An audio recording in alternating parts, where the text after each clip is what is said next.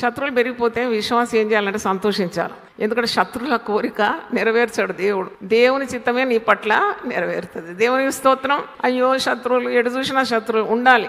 నువ్వు ఎంత ఎత్తెదుగుతావో అంతమంది నీకు శత్రువులు తయారవుతారు. You are counted as great by the number of enemies you have. Hallelujah, hallelujah. నేనైతే అట్నే తీసుకుంటాను. ఓహో 100 మంది ఉన్నారా, ఓ అంత ఎత్తుగా నన్ను ఆశీర్వదించినాడు.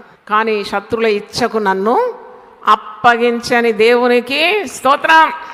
శత్రువు ఒకటి అనుకుంటాడు, దేవుడు మరొకటి నా జీవితంలో నెరవేరుస్తాడు. అంత విశ్వాసం ఉంటే దేవునికి స్తోత్రం చెల్లించండి. శత్రువుల ముందు నీకు భోజన బల్లను సిద్ధపరిచే దేవుడు ఉన్నాడు. శత్రువుల కోరిక నీ పట్ల నెరవేరదు, దేవుని చిత్తమే నెరవేరుతుంది.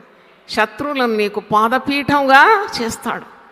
ఆశీర్వాదం, అబ్రహాంకి ఇచ్చిన ఆశీర్వాదాల్లో ఒకటి, శత్రువు ఒక దారిలో వస్తే వాడు 7 దారిలో పారిపోతాడంట. అస్తమానం శత్రువు గురించి ఎందుకు ఆలోచించాలా?